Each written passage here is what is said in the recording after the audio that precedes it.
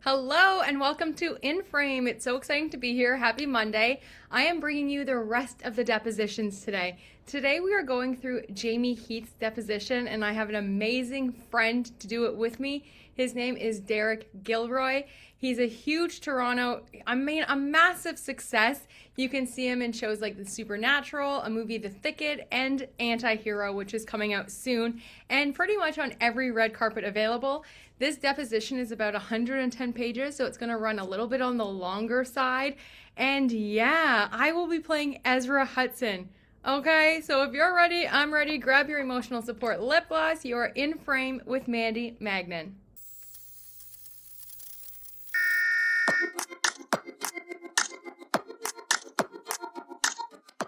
Jamey Heath, or my legal name? Yes.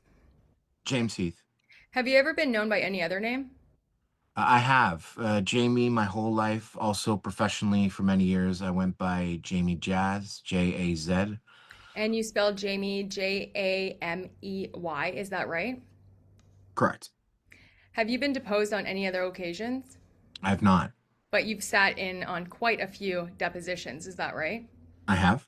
Are there any depositions that have been taken in this case that you did not sit in on? Yes, several. Do you recall which ones you did sit in on? I can do my best. That's all I can ask. Miss Lively, Jennifer Abel, and when I say the others, I was not present for all of them for the duration. You were present for the full duration of Miss Lively's? I was.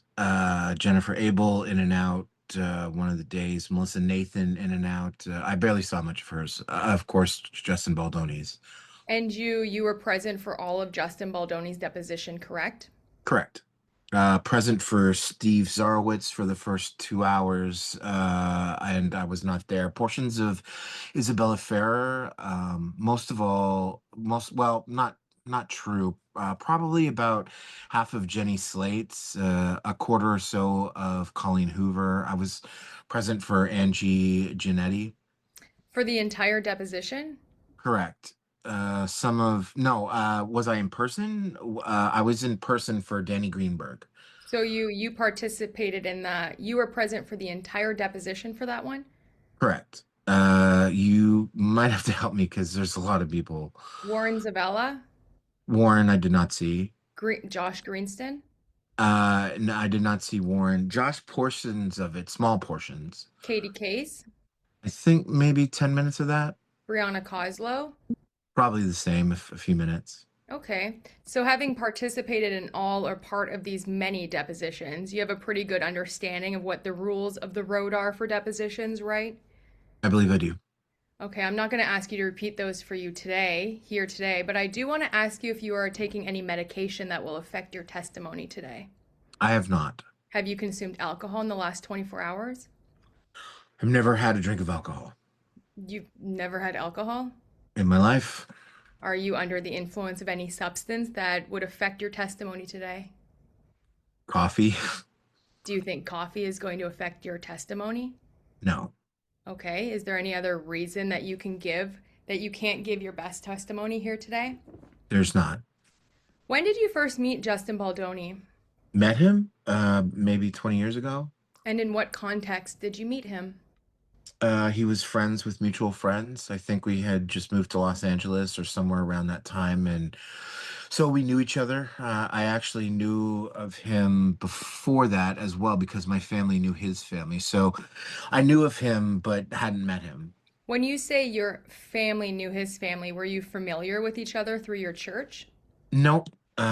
Which is not a church, by the way, just for clarification. But no, my grandmother knew his mom. Got it. And when you say it's not a church, you mean Baha'i, you don't refer to it as a church? Yeah, there's no clergy at Baha'i Faith. I understand. And at some point, you and Mr. Baldoni became close, correct? Yes. When did that take place? 15 years ago, about. And what brought you to this relationship where you knew each other through this family relationship to becoming close friends? Justin was hosting in his home. What do you call it? A gathering of sorts of different artists, people connected to the entertainment field. Not only entertainment, but primarily who were talking about elevated concepts like how we can be better in the world and to talk about spiritual concepts, no matter where you're from. What your spiritual background didn't matter. That wasn't the point. It was more just to find out what we all agree upon and how do we unify that. I saw him somewhere. He invited me to it. And you said that was about 15 years ago? Correct. Okay. And then how did you become friends more closely from that experience? Objection.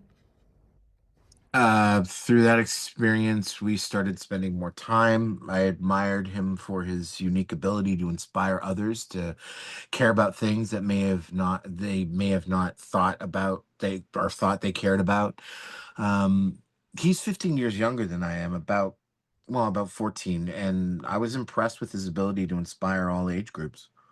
And so over the course of time, he became not just a close friend, but your best friend, right? One of my best friends for sure. Yeah. Skip. Yeah, kids in the apartment on a computer doing something didn't maybe have the same integrity. And because of that, the landscape changed. And then for as many things, you pivot. And you pivoted to Wayfarer. I did. How did you, well, when did you first become employed by Wayfarer? About 5 years ago. And how did you come to be employed there? I realize it's founded by your best friend. And how did you become an employee at your best friend's company? As I said, Justin and I have been friends, and we worked together a lot before I was at entertainment. I'm at Wayfarer Studios. He had Wayfarer Entertainment, and I worked a lot on a lot of projects that we did. What kind of work? Did music, scored, and adjacently consulted with him on things that he was doing. He then was about, I mean, 5 years ago, was working through something. He asked for my consultation, among some others. The next day, he called and said, "I need you to be part of my company." And I said, my words were "fuck off, no thanks," jokingly. Miss Esra, just so we're clear, meaning like I'm not interested in tending to your garden. I've got my own garden. So at first I was like, yeah, and I asked, doing what? He's like, your whole life has been in the entertainment world. You know what we do. We work together. The way that you lead and operate and your understanding of things is, I feel what we need in our company. So And what position did he offer you? there's no particular position. He says, I just need you in it. I agreed that I would at some point kind of take a look inside. Within, Again, this was at a time when I was full-time spending on music and my own production company, and I was at a crossroad. so you were looking for something new, and he was offering something new. Kind of lined up. And this was in 2020. Yeah. And when was Wayfarer founded to your understanding? Wayfarer Studios, Yes. 2019. And if I use the term Wayfarer, I'm referring to Wayfarer Studios LLC, unless I say otherwise, okay? Got it. So it was a fairly new company. Yes. Were there any other employees when you joined? Yeah. How many? One, two, three, maybe 10, maybe. Somewhere around that realm. So when you were hired, what position were you hired into? As I stated, there wasn't a particular position. In the creative world, it's just more come and bring your creativity, your observation, your consultation, and kind of like see what that might look like. Well, at some point you became president, though, right? There were a few titles before that, but yes. What was the first title? Oh, interim COO, And how long did you hold that position? 3 months. And then what did you do after that? Title, Yes, co-COO, co-COO. correct. Who was the other COO? Manu. Can I have the spelling, please? Manu, and for some reason his last name is escaping me. I'm happy to give it to you when I recall it. Okay. And how long were you the co-COO with Manu? Another 3 months. What was your next position? President. How long did you hold that position?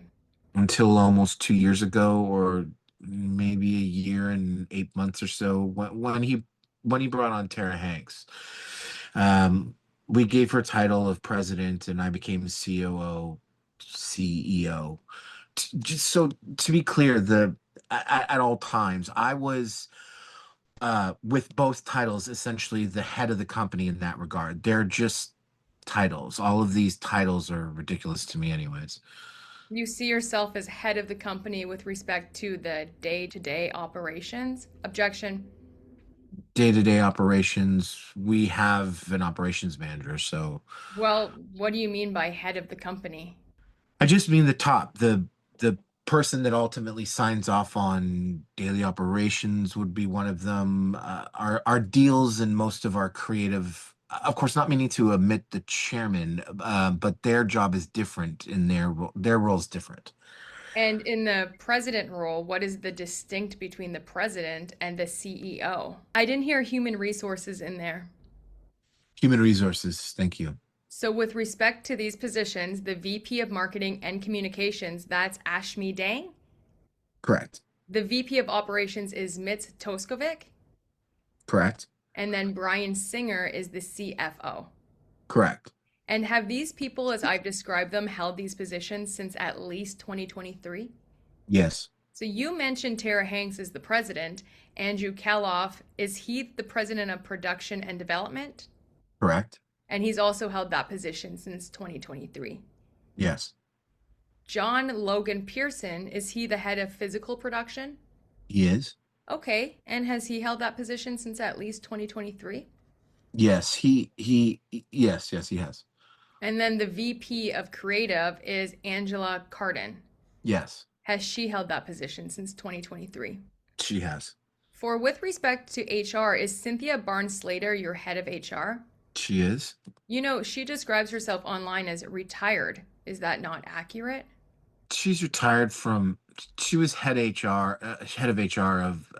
I can't recall the company. It's like GMC or a big corporation. She retired from that, and then she does private working HR for smaller companies. So, in a consultation role, essentially. Yes, And how long has she held that position? with Wayfarer, Yes. as long as I've been there, so Is she physically present in California? she is. She doesn't live in Illinois? No, let me rephrase that. Not as far as I know, but yes, she lives in California unless something's changed. And does Wayfair have an office? Yes, Does Miss Barnes Slater work in Wayfair's office? not regularly. Does she work from home? Yes. Is there anyone in human resources other than Miss Barnes Slater? I know Mitt's a sister in the operations level. Outside of that, no. Has Miss Barnes Slater always worked at home? Objection. Yes. Does she ever come into the office? Yes. How often? She doesn't have a schedule, so I would not be able to put a number on it. Can you give me an estimate? It would be a guess, once a month. And who is Shakina Rees? She's my assistant, previous assistant. Okay, and AJ Marbury? She was Justin's assistant. And how long has Miss Rees been your assistant? There's a block of time that's gone, so I don't want to waste time thinking about it, but a year and a half, maybe 2 years, maybe 23, 24. 23, 24. And who is your current assistant? I share now an assistant with Tara, who is, sorry, Isabel. I can't recall her last name, but it's a it's a wonderful name that's hard to pronounce. And Jerices Blackmon, was she your assistant at some point? No, Was she someone else's assistant? Jerseys is a male. Oh, It's okay. He works assisting Justin. okay. Now, during much of Mr. Baldoni's skip. Based on those sales, doesn't come to fruition like a market, so to speak, right? You can estimate, but you don't control a market. So based on those, Prior to joining Wayfair as an employee, had you produced any films? as an on-the-ground producer, no. Pri I'm sorry, you said prior to it? Correct. No. Had you been on a film set before? Many. In what capacity? As I mentioned, I was a composer for projects throughout my life, so I would visit for those. Without giving you a whole backstory, my family was also involved in the entertainment industry. So my childhood and life was only around entertainment, music side and film side. Movie sets and television sets were a normal part. So you said that you had not been a producer on a film though before Wayfarer. And what was the term that you used? On the ground producer. On the ground producer. Yeah, but that was What does that mean to you? What's the difference between on the ground producer and whatever you did? Objection. before it ends with us. Prior to joining Wayfarer, you said you were not an on the ground producer. What did you mean by that? I misunderstood your question. Okay. Because you asked me prior, I thought I heard you.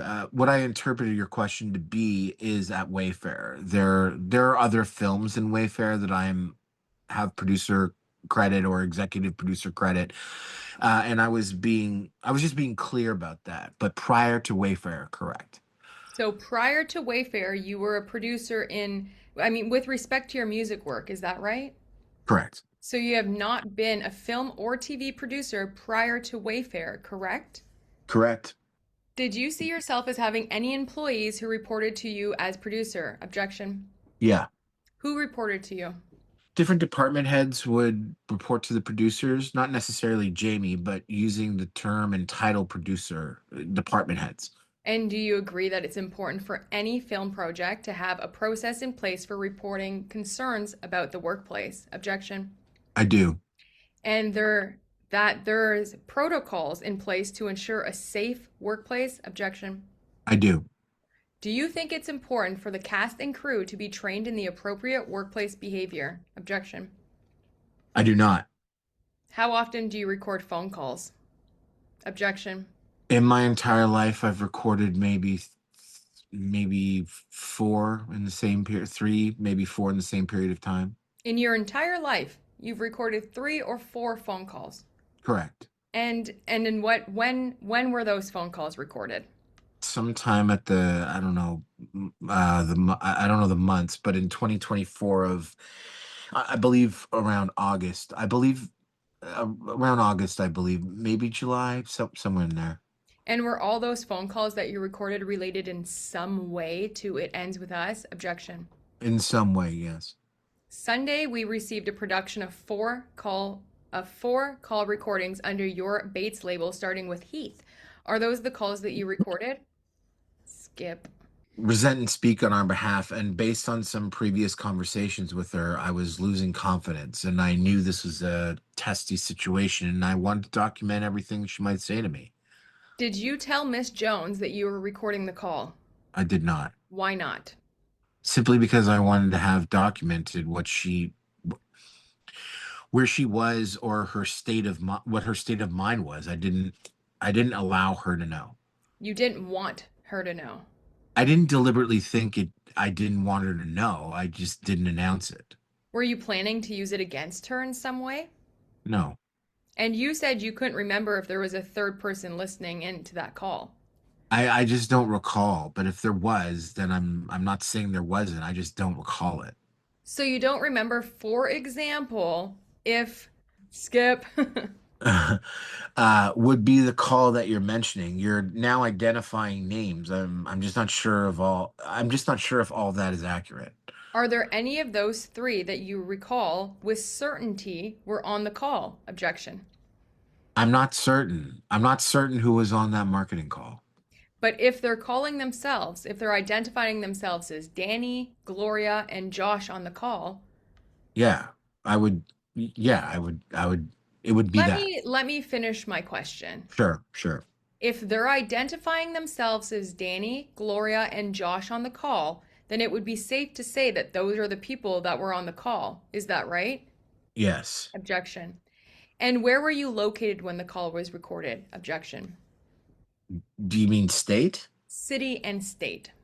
Yeah. I believe I would have been in Los Angeles. And where in Los Angeles? In your office or home?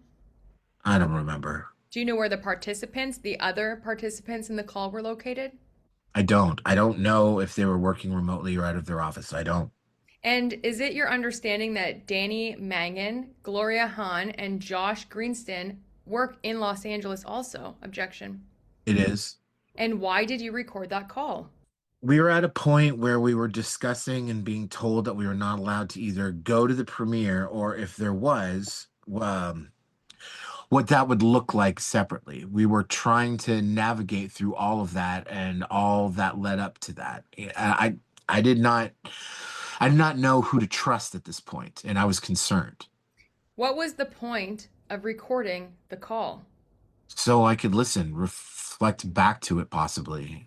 A lot is said, and I wanted to have some sort of memory of it to document it. Did you tell any of the participants in the call that you were recording them? I did not. And why not? I didn't consciously think of why not. I just didn't. Well, if you were just using it as a record, wouldn't you have said, I would like to record this call to keep a record? Objection. I could have. Were you intending to use the call against the participants in some way? Objection. No, Who, if anyone, did you share that call with? other than my lawyers, I don't believe Skip. Um, Whose phone would you have borrowed for the Stephanie Jones call? Objection. I don't know. I don't recall the actual mechanism of what I did at that moment, but I could have borrowed someone's phone so I can record it. I believe you said you listened to part of the Stephanie Jones call. Did you do that after Miss Lively filed her CRD complaint in California in December of 2024? I believe so. And did you send the call to your lawyers before, either this Jones call or any of the four calls to your lawyers before you sued Miss Lively? Objection. I don't recall the time. Did you announce to any of the participants in the call with Patrick Whitesell that you were that they were being recorded? I did not. Why did you record that call? I was incredibly worried of what I was. And you said Jen Abel and Dan Greenberg reside in Los Angeles. Do you have any reason to think that they were anywhere other than Los Angeles for that call? Objection. No, And with respect to all of the calls other than the one with Stephanie Jones, what device did you use to record those? Objection. I was on the phone, so I may have used my computer or iPad, whatever, something of that nature that was there. I don't recall which. Do you believe you used some device other than your phone? Yeah, I was on my phone and I believe my computer maybe, but I don't know. I don't recall. Okay. And did you tell any of the participants in that call that you were recording them? I did not. And Danny Greenberg is or was Wayfarer's agent at the time? He's actually Justin's direct agent and was his agent. So, He Jason Lee would help with Wayfarer and have calls, but he wasn't officially Wayfarer's agent. so Danny Greenberg was Mr. Baldoni's agent and Jen Abel was Wayfarer's publicist, correct? Objection. Correct. She was, and she was also Justin's publicist. Was acting as publicist on behalf of. And why did you record a call with them? Danny was calling to read us a letter that we were told was written by Ryan Reynolds and Blake Lively, and they were going to articulate the call to me. So I recorded it so I could have the letter documented, just to make sure this was in fact. My question is this the employee handbook?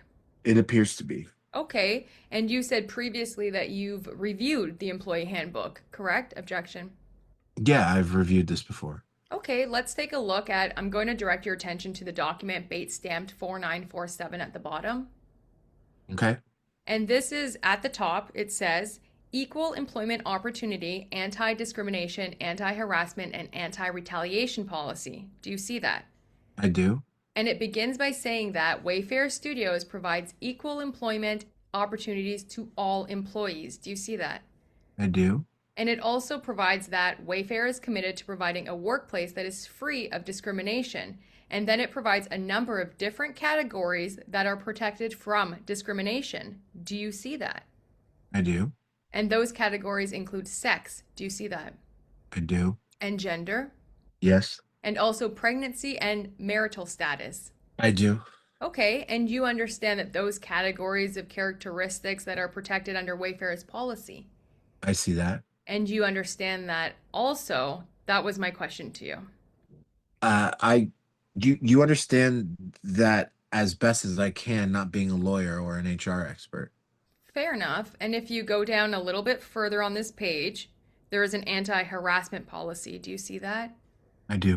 And this policy says that sexual harassment and any form of harassment based on any protective category is prohibited. Do you understand that? I do. And you understand also that the policy applies to all individuals involved in the operation of the company I do. and anyone who comes in contact with the company. Objection. Do you understand that as well? Do you have a particular line that I can read Sure. that can refresh my understanding of it? Sure. The next line says Wayfarer Studios prohibits harassment, disrespectful or unprofessional conduct by any employee of the company, including supervisors, managers, and coworkers. And then it goes on to say that the policy also applies to vendors, customers, independent contractors, unpaid interns, volunteers, persons providing services pursuant to contract, and any other persons who employees may come in contact with. I see that. Okay, and you understood that as well. To the best of my ability, yes. All right. If you could, I will direct your attention to the next page that ends in 39448. Uh-huh. The second paragraph discusses sexual harassment specifically. Do you see that? I do. And it says sexual harassment is strictly prohibited. Did you understand that to be Wayfair's policy? Yes. And did you also understand that under Wayfair's policy, sexual harassment includes harassment that is not necessarily sexual in nature? It gives examples, offensive remarks about one's sex or gender. Right. But you understood that sexual harassment doesn't necessarily have to be sexual in nature.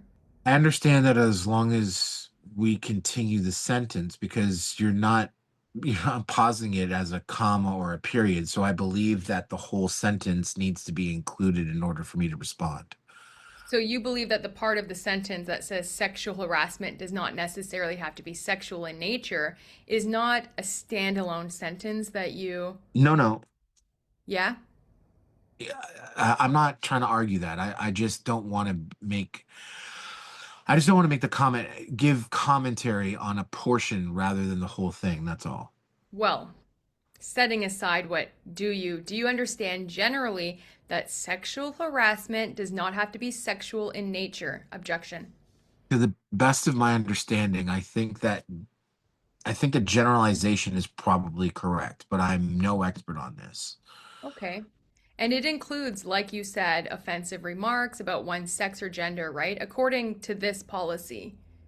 It does. And it also includes verbal or physical conduct of a sexual nature when the submission of such conduct is either implicitly or explicitly a term or condition of employment, or the conduct has the purpose or the effect of substantially or unreasonably interfering with an individual's work performance by creating an intimidating, hostile, or offensive work environment. Do you see that part? I see it. And you understand that the behavior is not, the conduct is prohibited, even if it has the effect of substantially or unreasonably interfering with an individual's work performance. I Object. see I see what it says there. Okay, and I just want to make sure you understand, not just see, that conduct that has an effect is prohibited under your policy as well, not just conduct that has purpose. Objection. I see what it says there. And you understand that. I understand the general understanding of it, yes. And okay, you and what is it that you understand that to mean? I understand that, yes, anything in this nature are prohibited. And you understand that it's prohibited even if it has the effect of causing those things? That's creating an interfering with an individual's work performance, creating an intimidating, hostile, or offensive work environment, even if that's not the purpose of the conduct. Objection. I understand that that's what states there, yes. And you, okay. And then if you go on to the next paragraph, Yes, it says that sexual harassment may include a range of subtle and not so subtle behaviors. Do you understand that? I understand it. And that depending on the circumstances, the behaviors can include sexual jokes and innuendo, right? I can see that there. You can see that. And do you understand that sexual harassment can include sexual jokes and innuendos? I understand that it's there. Yes. Well, I'm not asking if you can read it. I'm asking if you understand it. Sure. I understand that it's there. I do. I I'm not asking if you understand it's there. Objection. I'm I'm un understand I'm understand. I'm I'm under sorry. Okay. If you understand the language that's being used here, objection. My answer is I understand that it's there. That's all I can give you. That's all you can do? Okay, so you can't say whether you understand that sexual jokes and innuendos can be sexual harassment. Objection. According to your policy. Objection. I understand that it says that there. Yes. Do you understand what those words mean? I do. Okay. And is it always says that sexual harassment may include verbal abuse of a sexual nature? Do you understand that? I do. And that it also may include commentary about an individual's body or sexual prowess. Do you understand that those things can be sexual harassment? Objection. I understand that it is written here and says that. Yes, I do. And do you understand that Wayfarer's policy that those things constitute sexual harassment? Objection. No, I don't agree with. I'm not going to agree with that last statement that those things constitute sexual harassment. I'm not an expert on this. Well, you agree that Wayfarer's policy says that those are among the range of behaviors that may be sexually harassing. Yeah, that's different. That's a different characterization. May versus are very different for me. So that's a distinction that was important. And you understand, though, that things like commenting on an individual's body may be sexual harassment under your policy. I'm gonna I'm gonna say that I understand what it says here and I can follow. Do I understand it to the level that my attorney or my HR person does? I don't. Well, I didn't ask you that. Objection. I'm just asking you for your understanding. I think I've testified to it. Okay. Well, do you also understand that your policy provides that touching in certain circumstances may also constitute sexual harassment? May, I think again, I'm not trying to be combative with you. You're a lawyer and you're really brilliant and I've seen your work and I'm not. So I want to be careful that what I'm testifying to is accurate and not so I see that, but I also think the context when you say touching, I think that depends on what kind of touching, certainly. Well, I'm not going to argue with you. I'm just trying to understand if you understand what Wayfair's policy says. I understand what Wayfarer's policy says, yes. And you understand that it identifies certain types of behavior that can be sexually harassing, right? I see that. And the behaviors that I'm reading to you are the ones that are included in Wayfair's policy. Do you understand that? I see it. I see that. You see it, but do you understand it? I understand that. Okay. And it also includes physical, verbal, or visual conduct of a sexual nature. That can be sexually harassing as well under Wayfair's policy, right? Objection. Sure. Okay. Then I would like you to move down a little on the page, a little bit to the section that focuses on supervisor and manager responsibilities. Do you see that? I do. I see it. It says, if any supervisor or manager becomes aware of a violation of this policy, they are obligated to report the violation to Human Resources or Management so Wayfarer Studios can investigate and, if appropriate, take corrective action. Do you see that? I do. And did you understand in your management role you had an obligation to report to Human Resources any time you became aware of conduct that fell within this policy? Objection. If I became aware of conduct that fell within this policy, I see that I'm obliged to report it. Okay. If I became If I became aware of it, And you understand that before this moment? yes. Okay. And have you always understood that's your obligation? Objection. Yes. Okay, let's take a look at the next page ending in 3949. Okay. Okay, there is a section on investigation. Do you see that? I do. And it says any reported allegations of harassment, discrimination, or retaliation will be promptly and thoroughly investigated by qualified personnel in an impartial manner. Wayfarer Studios will ensure that these personnel will use the evidence to reach reasonable conclusions.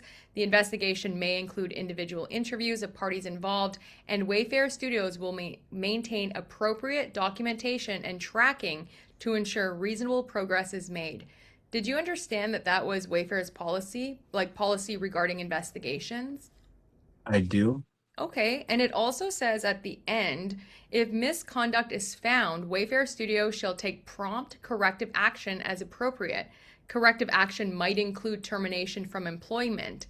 Did you understand that to be Wayfair's policy with respect to investigation? I do. Okay, you understand it now, and you've always understood that, right? Objection. Is that right? Correct.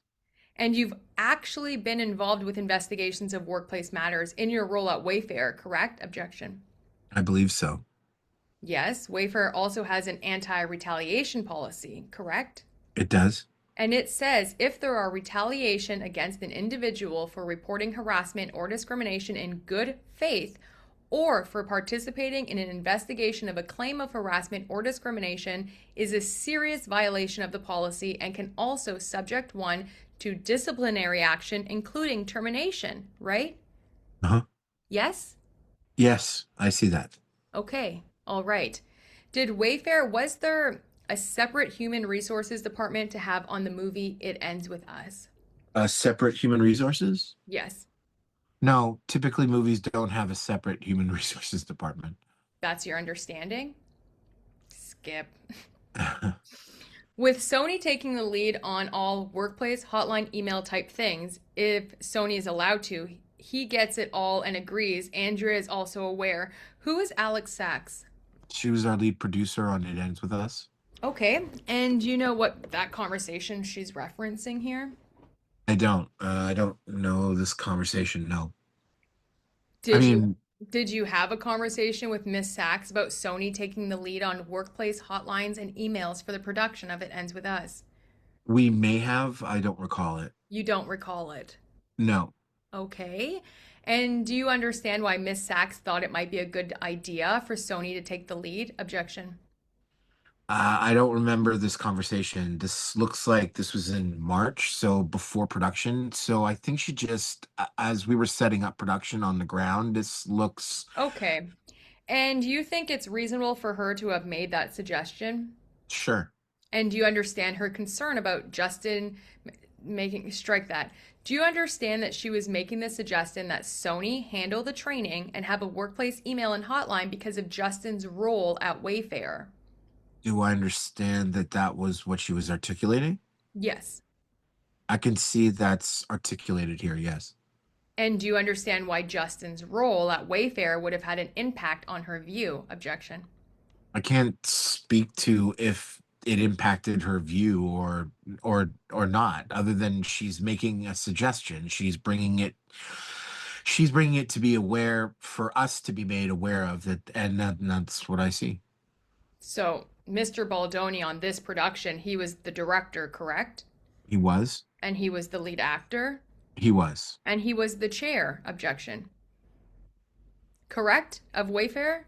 He was He was also your best friend, right? Correct? one of my dear best friends, yes. Yes. So you can, do you think do you think it's the case that Miss Sachs was suggesting this because Mr. Baldoni held a number of senior positions within this production and it may be difficult for Wayfair to not be conflicted in its handling of HR matters? Objection.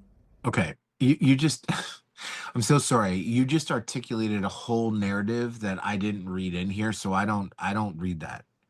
What do you read? What do you think she means here? She's bringing up something for us to consider, Justin's role at Wayfarer. Well, what do you think she means by they go on break and they come back?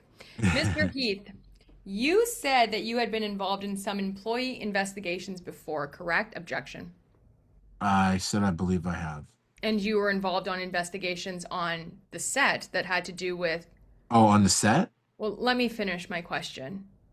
You were also you were involved specifically in investigations having to do with It Ends With Us, correct? There was one. There was one. I'm going to hand you what we marked as Exhibit 4. Exhibit 4 marked for identification. Did you get that one, Alexandra? Exhibit 4 is it's an email from between Jamey Heath and several other participants dated April 27th, 2023, bait stamped Heath 48499. At the bottom part of this email, Mr. Heath, there's a discussion about a complaint by someone at Local 52. Do you see that? I do. Do you recognize this email? I don't recall the specific email, but remember the subject. But you received this, correct? This email and participated in this email chain? I did. And it said that there was a call from someone at Local 52 that needs the HR department information immediately regarding a complaint, correct? Correct. And then you respond in response to a question who handles HR at Wayfarer, you responded, correct? I see that. Okay, and your response is we do have HR at Wayfarer, however, we may want to have an outside agency for the show. Why did you say that? I I don't have a recollection of why I said that at this time. Well, looking at this now, do you have any understanding of why you might want to have an outside agency for that show? Objection. I would only be guessing. And what, I mean, if you were guessing, what would you say? Objection. That I would only be guessing. So you don't know why Miss Sachs suggested an outside entity provide HR services, and you don't know why you suggested that either. Is that right? Objection.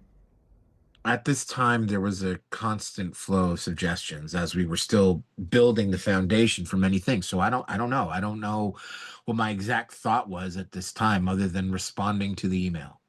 And you didn't. I mean, you didn't think that like Miss Sachs thought that the fact that Justin was having so many roles in leadership might create a problem for dealing with HR issues? Objection. No, I did not think that. You didn't think that. And you have no idea why you might have suggested an outside agency. Is that right? Objection. This is over 2 years ago. I don't recall my feeling at the time. And you never did any outside HR agency provide support for It Ends With Us, correct?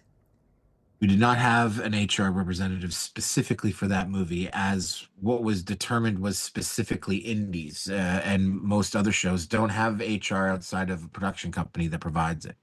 Just to make sure I understand what you're saying here, you're referring to the bottom of this email where Andrea Anjimian says, normally on indies there are no HR departments, so who should I send? Objection.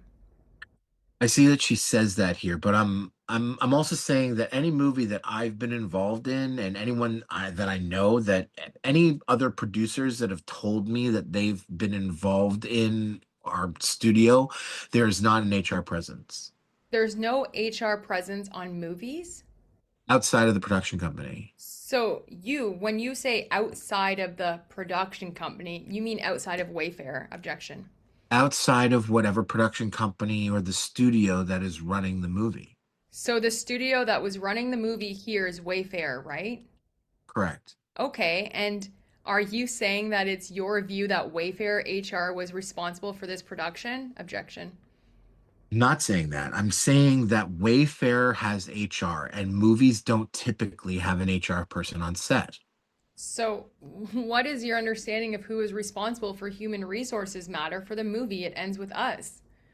My understanding is that I deferred to Alex Sachs ultimately, and Jill Sacco, who was our production supervisor, as well as Andrea, who was our line producer, that if there was concerns, they would go to them. If there were any brought up, they would then learn what the next step was and what it should be, and should it need to go to another step. And in this case, they had asked for Wayfarer's HR, or they wanted to know who, and we just followed what their suggestions were at that time. So you deferred the notion of human resources issue to Alex Sachs, Jill Sacco, and Andrea Ajimian. For the movie itself, Uh-huh. they were the ones more experienced with how policies or what the procedure would be, excuse me, not policies, but the procedure would be for anything as it pertains to the movie. And were Alex Sachs, Jill Sacco, or Andrea Adjemian employees of Wayfarer Studios? They were employees of It Ends With Us. They were not Wayfarer employees, right? They were not. But you were. Yes. And was there any other information given to anybody who worked on It Ends With Us that if they had a human resources concern, they should go to Alex Sachs, Jill Sacco, or Andrea Adjemian? Objection. From my understanding, the normal protocol that happens at all movies happened on It Ends With Us. We'll move to strike that as non-responsive. Okay. Can you answer the question I asked? I'm happy to. I thought I did. You did not. Objection. Okay, give it to me again. My question was, I'm going to read it exactly how I asked it. All right. Was there any information given to anybody who worked on It Ends With Us that if they had a human resources concern, they should go to Alex Sachs, Jill Sacco, or Andrea Adjemian? Objection. I don't know if there was a specific email that said that. Or not any information? Objection. Verbal, email, text message? I don't know. Objection. You've never seen anything like that, correct? Objection. I don't recall. You can't recall ever seeing something like that, correct? Objection. I don't have a memory of it. As the CEO of Wayfarer, did you do anything to ensure that cast and crew on It Ends With Us knew who to raise concerns to if they had any? That would not fall under the job description of CEO. I thought you said it was the CEO's job to make sure that it was a safe workplace. Correct. For Wayfarer. You didn't consider your job to make sure that it was also the set was a safe workplace? No, that's not what I said. Okay. Wayfarer Studios in our operations, but It Ends With Us is its own small business. And the people that were running that business, essentially me included for sure, were responsible for how the procedures went about on there. I deferred to those who were used to running those small businesses on the ground. Who ran It Ends With Us movie LLC? That would have been a combination of Wayfarer and Sony. Wayfarer and Sony. I believe so. So Sony had a leadership role in It Ends With Us LLC. Your question was who ran it. I believe the LLC was run, and I could be wrong on this, so I can't confirm this, but was both parties in that? Well, you're the CEO of Wayfarer. Correct. So do you understand that It Ends With Us LLC is a wholly owned subsidiary of Wayfarer? It may be. I don't have specific memory of it at the moment. So you don't know who owns It Ends With Us LLC. I know I know that Wayfarer is party to it. I don't know if Sony is as well. So you think Sony might have an ownership interest in It Ends With Us movie LLC? They may. I don't know. Okay. You remember when we looked at the employee handbook, it says that those policies apply to everyone who interacts with employees of Wayfarer, right? Understood. Objection. Okay, so you understood the policies also apply to people on the set, right? Objection. Sure. Sure. Going back to who ran the set or who ran It Ends With Us movie LLC, you're saying you, as CEO of Wayfarer, you did not consider it your role as you might strike that. I believe you said you had a leadership role with It Ends With Us LLC also. Objection. No, I mean, I have a leadership role in the movie, In the movie? the actual production. Okay, and you would consider yourself a supervisor or a management for for the purposes of the production. Objection. Correct? Objection. For particular roles. For particular roles, which roles are that? Financial, some creative, and assisting with department heads when they might need something. And it sounds similar to your duties as CEO, except you left out making sure that there is a safe workplace. Is that not part of what you say you saw your role as producer of It Ends With Us and the CEO of Wayfarer? Objection. As a producer on set, there were different hats that we all wore at different times. So sure, I'm making a distinction for CEO because practically speaking, I'll just give you an example. Let's take a Tom Rothman, who's a CEO of Sony, who's got 50 movies happening maybe at one time. Each movie has its own production, and they were the ones implementing and determining who's running that. He's not necessarily aware of every production and who is doing what. But Tom Rothman isn't a producer on all those movies. Fair enough. That's why You were. I'm saying I'm saying as a producer, but you're referring to me as CEO. So I'm just making a distinction between CEO Wayfair and me as a producer. That's all. I think my question referred to you as the producer and the CEO of Wayfair. Okay. Okay, and in those capacities you saw, are you saying you did not see part of your job duties as ensuring the safe was set? The safe, the set was safe. Sure. Objection. Okay, all right. But just to go back to, I want to make sure I understand. Okay, it's your understanding that indie movies just have no HR. Is that right? Objection. That they don't have a HR department, so they don't have a representative on set specifically. That's HR. That they don't have any human resources representatives. Objection. That typically there are the understanding is that you would go to one of your supervisors, production supervisor or the line producer or the AD. Also on call sheets, there are numbers of hotlines, and also there are you have your unions such as SAG and so on and so on. Do you know whether there was a hotline provided to anybody who worked on It Ends With Us to call regarding human resources matters? I believe there was a hotline on all the call sheets that went out regarding if there was concerns or any matters that there was a hotline. If there was a hotline, who answered that? I don't know. You don't know who answered the hotline? I do not. Did Wayfair pay for someone to answer the hotline? Wafer didn't, but it ends with us would have. It Ends With Us would have. Were you responsible at all for any of the financial management of It Ends With Us? On the top level. At a top level. Okay. Do you have any recollection of ever authorizing or paying someone to man a hotline for the movie It Ends With Us? No, I would have not seen that specifically. You would not? And sitting here today, you don't know if that had actually happened, right? No, I do know there was a hotline. There was a hotline. There was. So, was there a contract with an outside agency to provide a hotline for It Ends With Us? I do not know. You don't know? I was not in charge of that. So, we haven't seen any evidence of a hotline in this case. If you have a hotline, would you provide that to your lawyer so that they can produce it to us? Objection. There there was some number. I'm not sure if it's called a hotline, but there was some number that was afforded to people to call in case there were safety concerns. Okay. Safety concerns or human resources concerns? I don't have the language in front of me. I don't know. Okay, all right. And again, do you recall ever seeing anything in which employees were told there is a human resources hotline that you can call if you have any concerns about the types of things we talked about earlier: harassment, discrimination, or retaliation? Objection.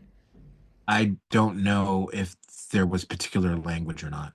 You understand that there might be a distinction between physical workplace safety and human resources? Objection. Issues? Objection. I understand that. Okay. And you wouldn't expect employees, if they were given a hotline to call for physical safety issues, like someone being injured on the set, that they would automatically understand that that's the number they should call for harassment, discrimination, or retaliation issues, right? Objection. Understand that basic premise, yes. Okay. Okay. 24, after there was chatter online about it ends with us, and she was concerned that that chatter might have an impact on her movie and she didn't want to associate with it. Did she also ask that Mr. Baldoni not come to the set of Empire Waste? Never once. So that is not true. That's just a lie that Miss Ayoub was telling us. That is something that is something the first time we ever heard Uh-huh. Express. expressed. Yeah, I don't know the date, but years later. When you say years later, objection. within the last 6 months, year, something. She said something to Ashmi in marketing. No, this would have been in September of 24. She said something that she didn't want Justin to post something, I believe it was. Are you referencing the text message that Mr. Baldoni testified yesterday? I don't know what that text message that was. Okay. So she conveyed to Ashmi that she didn't want him to promote the movie based on what was going on. And in that, she also expressed, which I heard for the first time, or anyone had heard for the first time, where she said something, that he was banned from the set. But I'm sure if you do more investigation, you'll see that there's nothing that leads for you to believe that. I'm I'm helping you with that one. Okay. There was also some testimony by Mr. Baldoni about, and also Mr. Saritz about Shane Norman. Do you recall that? I do. Mr. Baldoni and Mr. Sarowitz claim that Mr. Norman, there were multiple complaints from multiple women about his behavior towards them. Do you recall that? I do. And that there was an investigation conducted. Is that right? There was. Is this the agreement between Sony and Wayfarer for It Ends With Us LLC? Well, I don't see a signature on it, So so if you turn to the page that's bait stamped SPEBL000049, ending in 49. ending in 49, you will see signatures. Okay. Okay, I see it now. And you recognize that what the signature under Wayfarer Studios LLC as yours. I do. And you also see the signature under It Ends With Us Movie LLC as yours. I do. And you see this document identifies you as the president of both of these entities. I see it. And were you, in fact, the president of It Ends With Us Movie LLC? Apparently so. Okay. And you recognize that can. Is this the agreement between Wayfarer and Sony for It Ends With Us LLC? Okay. And we can come back to that later. Sure. Okay? Are we done with Yep, here you go. Now, at some point, you all began casting for It Ends With Us, correct? Yes. And a key theme for the movie It Ends With Us is a female empowerment, right? Objection. Yes. And did you think that you would need a strong actress to play the role of Lily Bloom? Objection. Yes. And were Sony and Wayfarer hoping to land an A-list actress? Objection. I think it's more nuanced than that, but eventually we came to the understanding that that's what we were seeking. No, because the truth is, many people are high maintenance. Many people say things about other people, and so it wasn't a cause for concern. But being that you asked me, had I heard anything else, that's what I heard. That was the extent of that was the extent of it at that time. Okay. I'll hand you what's been marked Exhibit 6. Exhibit 6 marked for identification. Sure. It's a text change between Jamey Heath, Justin Baldoni, dated December 9th, 2022, bait stamp Baldoni 18877. Do you recognize this as a text change that you and Mr. Baldoni participated in? If you allow me to read it, I can confirm that. I'm going to direct you to, specific areas for question. I'm just asking. I understand. Yeah. I can give you an advance. I'm not able to comment on something unless I understand full context. So I have to read it from I have to just for anything that you give me, I'm going to certainly read it. Are you telling me that every document that I give you, you need to read the entire thing before I can ask you any questions about it? No. Objection. No, but if you're giving me something of this nature, my intention is I need to understand the context. That's all. I don't. Right now, I'm only asking you if you recognize it as a text change between you and Mr. Baldoni. It appears to be, yes. Okay, so Can I read it? you can take a moment to read it, but I don't think you need to read the whole thing for the questions I'm going to ask. Okay. How about we do this? Objection. Okay, you want to read the whole document before I want to read you hear my question? Well, yes, because you're now asked, okay, you're reading things to me. I can read for myself at this point, if that's okay. Go ahead. Thank you. Okay, thank you. Are you done? I am. Okay, so I'm gonna go back to what I just read to you. Okay? Okay. Yeah. Which was, Which one? if we get Blake on this movie, holy shit, you would be directing and starring in a movie with one of the biggest female stars. Is that an accurate reflection of how you felt at the time you sent this text message? Absolutely. All right. And then if you go down to the next thing, you write here, you say, my son's girlfriend was over last night and she heard me talking about Blake and she said, oh my God, I love her so much. And she's a black 20-year-old. Was this an accurate statement when you wrote it? It was. Okay. And then Mr. Baldoni responded, everyone loves her. It's pretty wild. Do you see that? Objection. Well, he says it's pretty wind. Yeah. And then Yeah, yeah. corrects it and says wild. Yeah, I see that. I see that. Okay, so, and you understood that it was his view at the time that everyone loves Blake, right? You produced a video and your lawyers produced a video in this case. Did you provide the video of a video in which your wife is in a tub with a baby to your lawyers to produce to us in this case? I did. Okay, where was that video stored? You mean at what point? At the point that you took it and gave it to your lawyers, where did you get it? Where was it? I believe it was on my phone. It was on your phone. I believe so. Okay, and did you edit the video at all before giving it to your lawyers? I did not. So the video you gave was the complete video as it existed on your phone. Correct. What, in your memory, what did the video depict? It's our midwife, my sister, my kids, my wife, myself, our newborn baby. I believe we were singing or praying.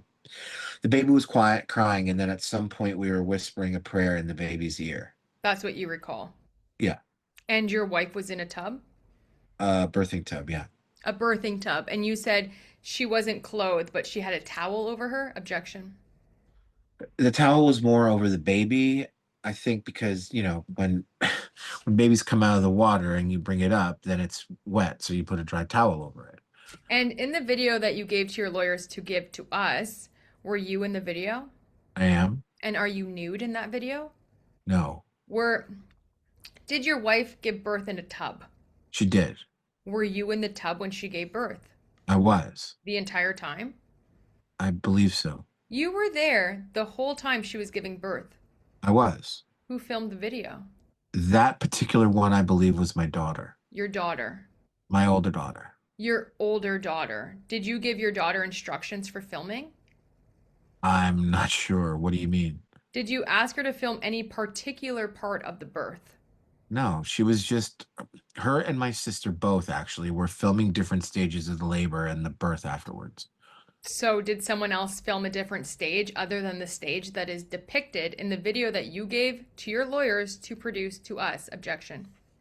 I think I'm a little confused, but I think your question is, is there another video of the duration of my child being born after and beforehand? Sure. Yes, What other stages of the delivery are depicted in the video? her entire birth. How long was the birth? Gosh, I don't remember the whole birth thing. Couple of hours. And it's all on film. No, no, no. I just mean the birth took a couple of hours at different times. But if you're wondering if the birth is filmed, it is. The delivery itself? It is. So the baby crowning and coming out is all filmed. Yes. The baby being delivered. Yes, for sure. Were you in the tub with your wife when the baby was actually delivered? I was. Time over weeks. And then eventually they decided not to shoot it that way. So Justin, I believe it was at the root. The bar we filmed the root at, I was sitting over on a chair doing some work on my phone. Justin comes over and says, hey, I was talking to Blake. I was talking about your beautiful video with your wife. Would you mind showing it to her? I said, yeah, sure. I didn't think twice about it. I went over, walked over to her, and then the rest, as I explained, already happened.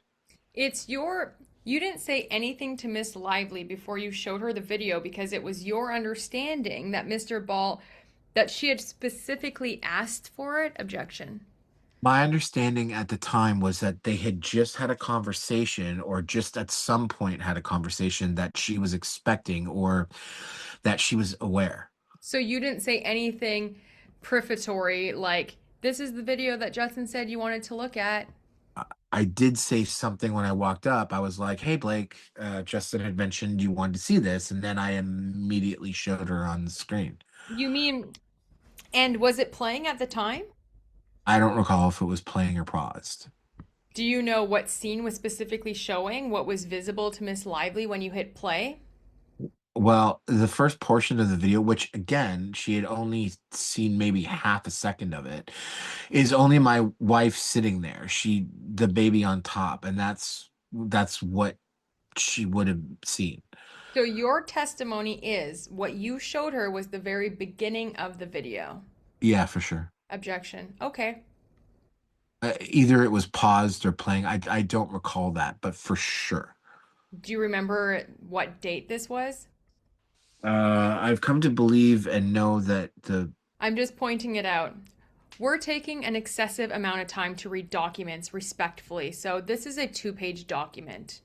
you've given me four. I'm trying to do my best. I understand, but I just want to ask you questions. So if you don't mind, if I could just bring you to the questions I want to ask you, and then if you need to look, that's fine. That was a suggestion you made. Let's try and do that. How about it? Accepted. Okay, thank you. If you would look at the second page, 35493, at the top of the page it says from Mr. Baldoni, I told Steve more today. Do you see that? I see it. And then you responded, I talked to Steve last night also. I didn't share about the comments the ladies had feelings about. Didn't want to share anything you hadn't yet. Do you see that? I do. Then Mr. Baldoni responds, I shared with him today. Do you see that? I do. My question for you is the comments the ladies had feelings about, what does that refer to? So respectfully, you asked me about this, and there's context beforehand, so I would like to read it. All right, go ahead. Okay, thank you. Which ladies' comments were you referring to there? I don't really recall exactly what was happening at that moment, but I don't I You don't don't know who the ladies were that you were referring to here? I don't recall sending this. Well, am I not asking? I'm not asking if you recall sending it. I'm just asking if you recall which comments you were talking about there or which ladies you were talking about. I don't recall sending it, so I don't recall what I was thinking. So looking at it now, I would only be guessing, and I might be able to make a good guess, but I don't want to guess it incorrectly. Well, you read the whole thing for context, right? I did. Maybe Mr. Baldoni's response will help you with some additional context. He said, I shared with him today. He said he should come to set and remind Blake's whose money this is. And I said, that's not the best idea. Right. Does this refresh your recollection that one of the ladies was Miss Lively? It may have been. It may have been, and any other lady might have been Miss Slate, right? It may have been, but I just don't know for sure. It may have been that the comments that you're referring to were the ones that Miss Slate and Miss Lively had raised with Miss Giannotti, correct? I don't recall sending it. I don't recall this conversation, so I really don't. I'm not. I don't want to be wrong about something. So Did you ever talk to Mr. Baldoni what it is that he shared with Steve? I did not. Did you understand Steve to be Steve Sarowitz? I did. Do you know who talked to Steve Sarowitz about? Did I know what? What you talked to Steve Sarowitz about the night before? I don't recall what we talked about, but I know that this was during COVID and a shutdown, so maybe it was an update. Are there any other two ladies who had, I'm sorry, are there any other ladies who had feelings about comments other than Miss Lively and Miss Slate? Objection. This is why I can guess. This is a tricky one for me here. You're asking me to deduce, and I can't. I'm not asking you to deduce. I'm asking you, are there other ladies who may or who had concerns about comments on set? Objection. No, but I don't. No, but I don't see that I'm saying on set here. Okay. Are there other ladies that you knew about on May 28th, 2023 who had feelings about comments? I could guess that possibly it is about Blake and Jenny, since that's what you're asking. I could guess, but I don't know for sure. It's an educated guess, right? That's probably what you're talking about here. Objection. I'm doing my best to not just hit a wall here, and I can't. I can't say. Okay. This is 2 years ago, and I don't know. Okay. I'm going to hand you a document that we're marking as Exhibit 13. Sure, do you want this one? Thank you. Exhibit 13 marked for identification.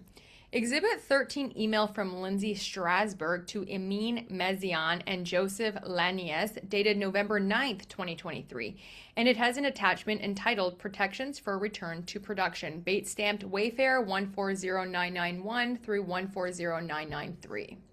I see it. Have you seen this email before, Mr. Heath? Yes, just quickly just briefing it, but yes. You understand this to be the cover email that sends to your Wayfarer lawyers Miss Lively's protection for return to production, right? Yes, I see that. With the protections attached, right? I see that. And you understand that's what this is? I do. Okay. Who is Emin Mezian? Amin, by the way, is Amin, by the way, is how to pronounce it. She's our legal counselor at Wayfarer. Is she in-house counsel? She is And what is her title? VP of Legal Affairs. And Mr. Lanius is outside counsel? Correct. Okay, all right. And when did you first see this email and the protections for return to production? November 9th, I believe, the day it was sent. Okay. And when you received it, did you read it? I did. And you understand that was saying how he viewed this document? Objection. I see that this suggests that he was considering this to be something that could be possible. I see. Okay. And do you know how your in-house counsel, Emin, I think you said her name was, Amen. how she responded to Mr. Strasberg's email? Objection. I don't see that. Do you recall her saying that the protections were not only reasonable but essential? I don't recall the language. You can show it to me. Okay. Did you think the 17 protections that were in the document were reasonable? I think taking them as they are written, yes, I think that they are ultimately reasonable. Okay. And at some point, did Miss Lively come back to the production? She did. And did filming resume? It did. And what date did it resume? Do you recall? January 5th, 2024, I believe. Okay. And prior to returning to filming, was there a meeting at Miss Lively's apartment? There was. And were you at that meeting? I was. And if you go back to the protections document, Okay. you will see. Can I pull this one up? I think it's this is the one. Maybe it's this one. Yeah, okay, I see it. Number 17 was, as read, an all-hands in-person meeting before production resumes, which will include the director, all producers, the Sony representatives, the newly engaged third-party producer, Blake Lively, and Blake Lively's designated representative to confirm and approve a plan for implementation on all the above that will be adhered to for the physical and emotional safety of Blake Lively, her employees, and all cast and crew moving forward. Do you see that? I do. Okay, and there was a meeting that included all of those participants in her apartment on January 4th, the day before production began, right? Yes. Okay, and have you read Miss Lively's second amended complaint? I have. Okay, I'm going to hand you that document, the second amended complaint, which we have marked as Exhibit 15. Exhibit 15 marked for identification. Do you want me to read the whole thing? I definitely don't want you to read the whole thing. I'm going to point you to something very specific in the document if you turn to page 7. Okay. You will see paragraphs 19 and 20 refer to the January 4th meeting and the participants. Do you see that? I do. And the participants that are listed in paragraph 19, is that an accurate list of who was present? Chris Sargent was also present for the beginning portion of it.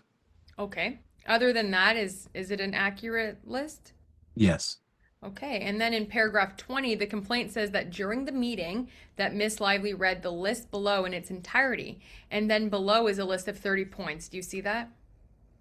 I see the 30-point list that's included in this document. Okay, and you see in the complaint where it says Miss Lively said that she read the list below in its entirety, right?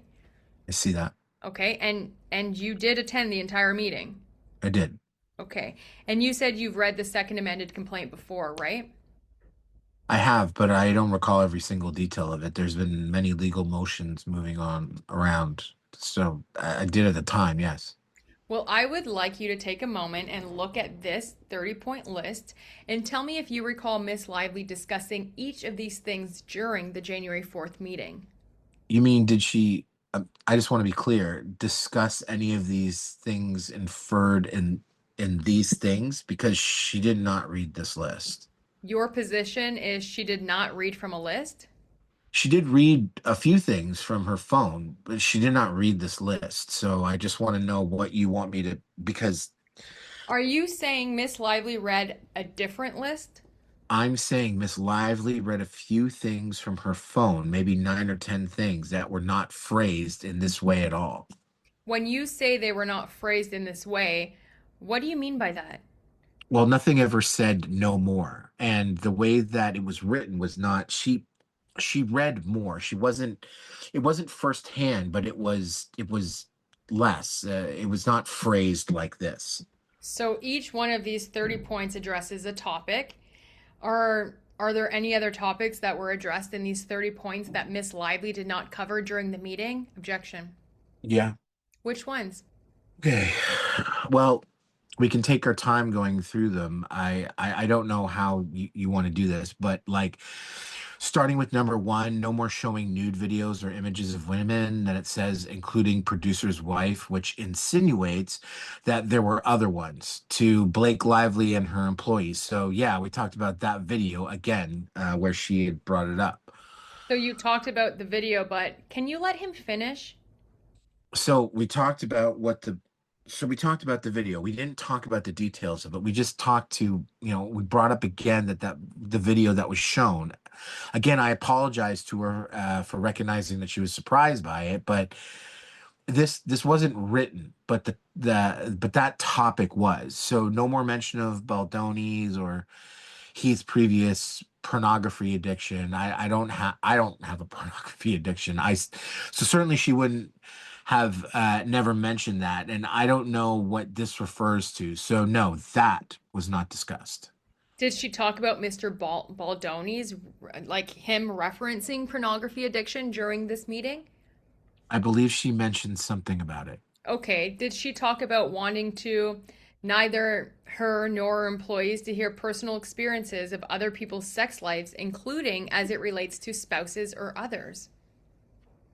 Where, what number are you reading, please? 3. I think she said something about that. Did she talk about in number 4? Did she want to, did she say that she wanted no discussions about with her or her employees or of personal times that physical consent was not given in sexual acts either as either the abuser or the abused? I do not recall that. You don't recall that? I do not. Okay. Did she recount a story in which Mr. Baldoni talked about times that he had engaged in actions with women without consent? No. She didn't talk about that. Okay. Did she talk about the description? I mean, anyone describing their own genitalia to her and asking that that not happen? No. She didn't talk about that, about Mr. Let me rephrase it. No, not that I remember in any sense. Yeah. Yeah. And he did it very aggressively. He did it to me as well. More at him. It may have been the hardest thing I've ever witnessed someone talking to another person with such belittlement. So after that meeting, did you have an understanding that there were things that were happening in connection with filming this movie that Miss Lively was uncomfortable with? Objection. I understood that she had shared some feelings that did not make sense and I believe were fabricated. You believe were fabricated? Not all of them, Uh-huh. either distorted Uh-huh. or fabricated. Now, did you think it would be a good idea to conduct an investigation at that point? Objection. Her letter started with, as we went back to it after the meeting, with in lieu of the HR report, she would sign these things. If any at this point, if any of these things were referring that, there was nothing to investigate. In lieu of a formal HR process, I think it said. Yes. So you decided that since Miss Lively said in November, in lieu of an HR process, that there was no need for an investigation. Objection.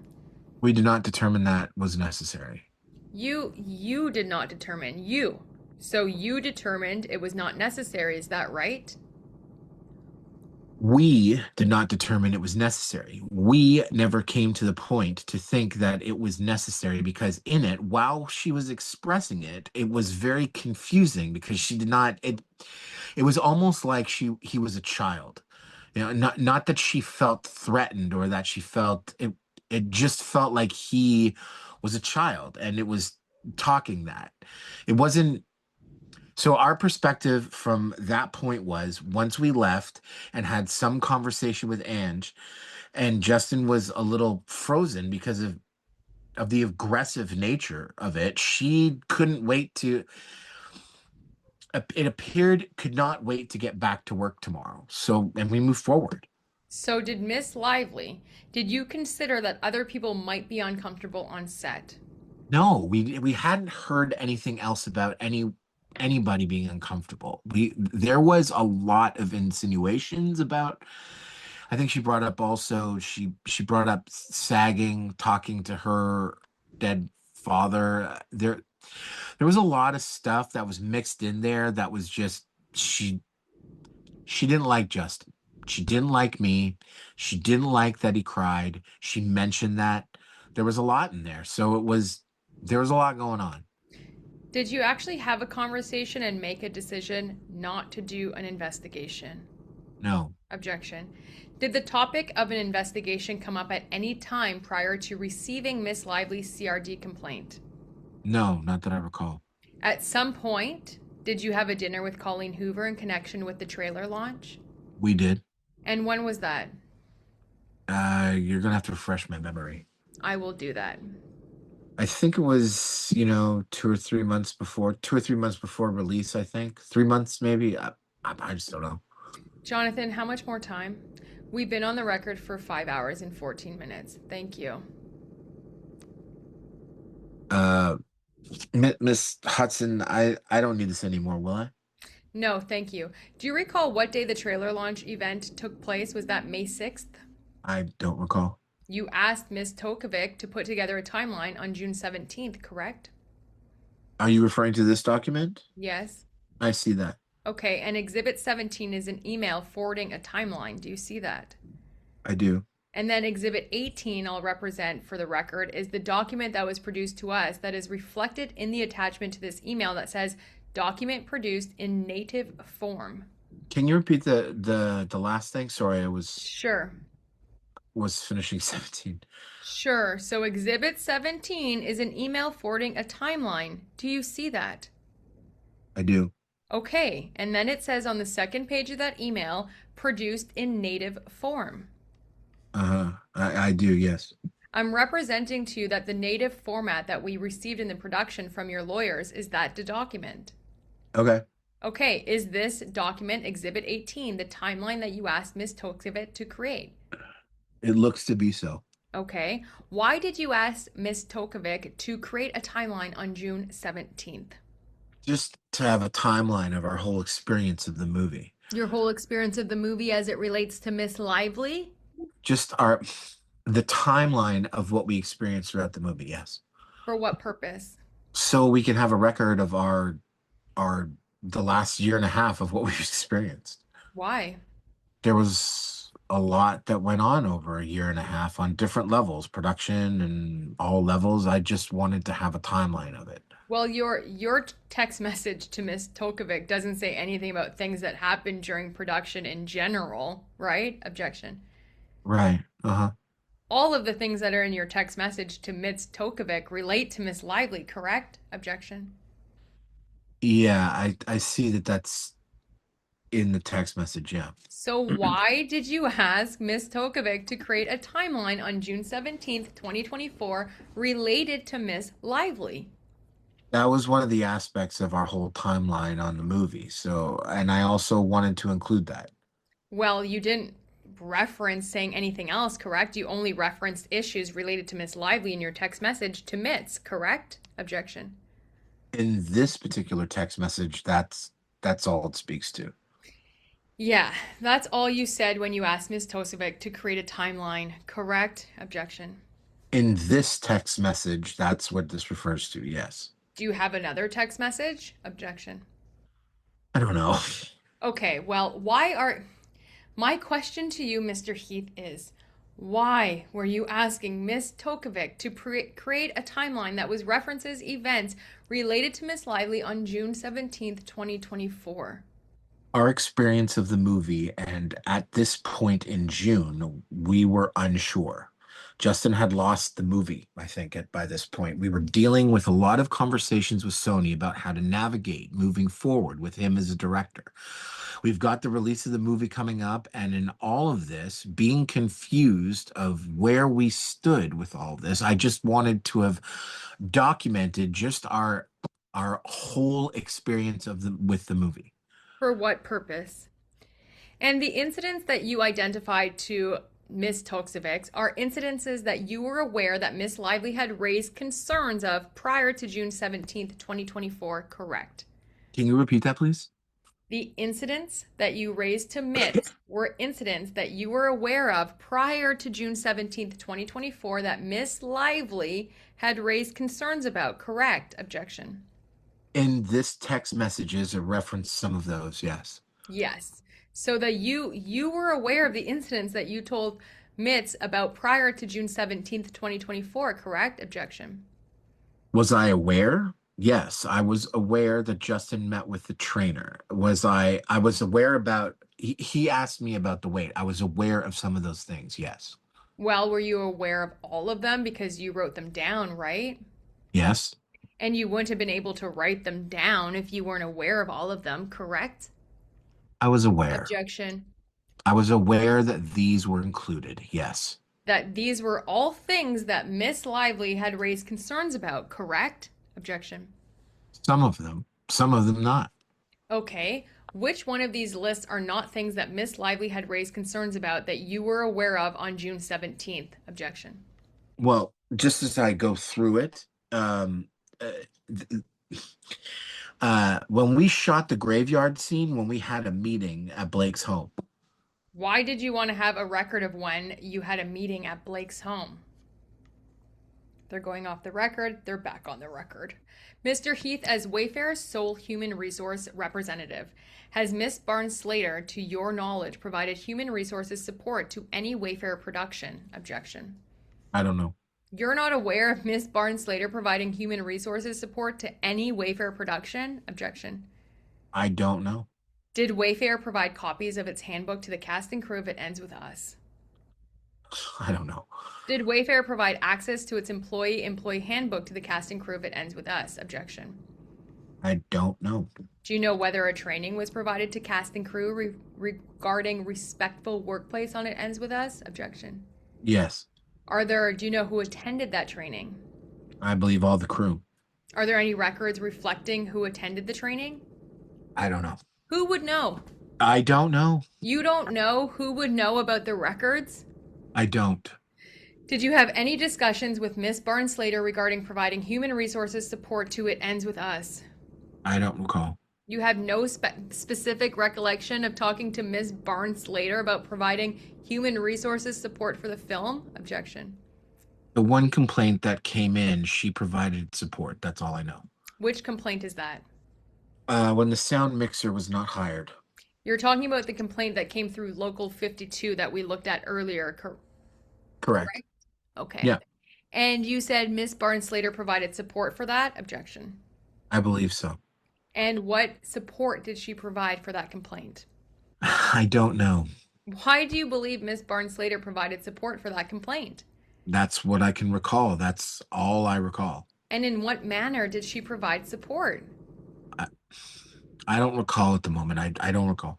Did you speak with Miss Barnes Slater about the complaint from Local 52? I have a vague recollection of speaking to her. That she gave you any advice on how to proceed with respect to the complaint? I don't recall. I know specifically they had to speak to HR at Wayfarer, so I put them in contact with them. That's what I remember. Did you discuss with Miss Barnes Slater providing support to address any cast or crew concerns on It Ends With Us? Objection. I don't recall. You don't recall having done that? I don't. What is the basis for your understanding that concerns of employees of an independent film should be raised to the line AD or the production supervisor? Objection. That's what I was told. Did you disclose any of the alleged incidences related to Miss Lively to Miss Barnes Slater? Objection. No. Did you No, ever speak to Miss Barnes Slater about Miss Lively? I don't recall. Did you ever speak to Miss Barnes Slater about Miss Slate? I don't recall. Did you ever speak to Miss Barnes Slater about any concerns of the production on It Ends With Us? I don't recall. You have no recollection of doing so, correct? Objection. I don't recall. I do not. Earlier, we talked about a call recording. Uh-huh. Dun dun dun. So that was the deposition of Jamey Heath. I mean, I think Esra was going pretty hard there. And I'm very excited to see your comments. So drop them below. I hope you're having a great day. I have Jed Wallace deposition coming next, as well as Monday's episode. Thank you so much for being here, and I'll talk to you soon. Love you. Bye.